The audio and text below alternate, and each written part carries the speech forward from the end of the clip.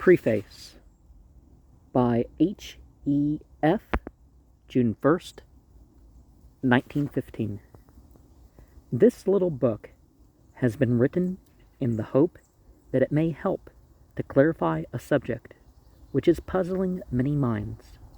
Prayer is the soul of religion, and failure there is not a superficial lack for the supply of which the spiritual life leisurely can wait.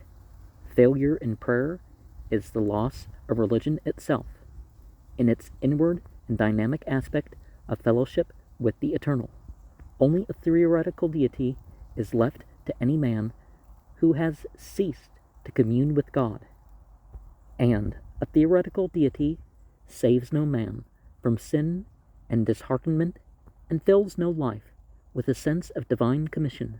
Such vital consequences require a living God who actually deals with men. And remember that word, salah, means making contact. In endeavoring to clear away the difficulties that hamper fellowship with this living God, the book has used the Scripture as the basis of its thought. But the passages of Scripture quoted are not employed as proof texts to establish an opinion. They are uniformly used as descriptions of an experience which men have actually had with God. In a study such as this, the Bible is the invaluable laboratory manual. See also the word grimoire, which records all phases of man's life with God and God's dealing with man. One of the things that set people off about this book and Fosdick's other works is that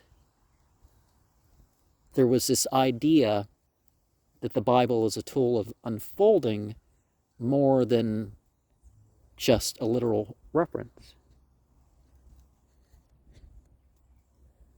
A debt of gratitude is due to many books and many friends consulted by the author, in particular Professor George Albert Coe, Ph.D.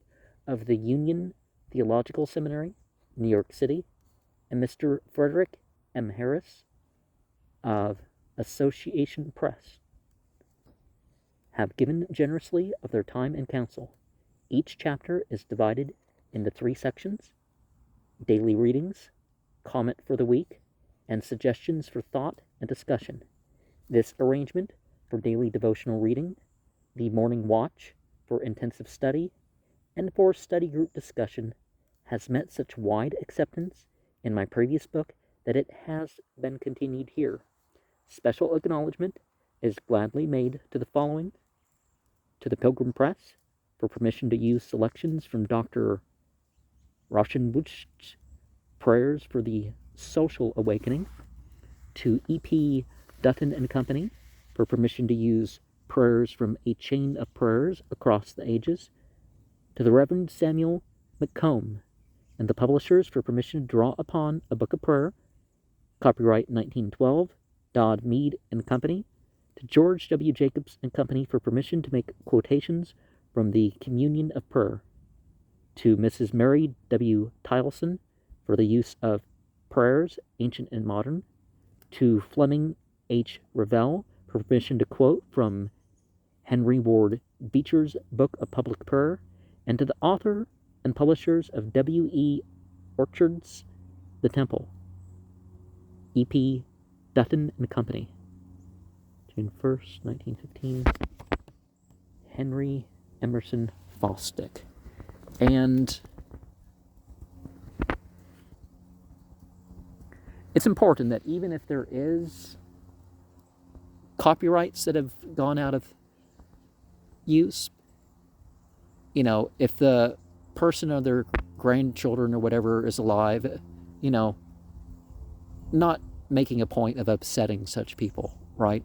At least, a token acknowledgement to such things. I've personally communicated with the descendants of some authors that I've included among the fair use of this channel. And sometimes more comment adds to the strength of its legal status of fair use.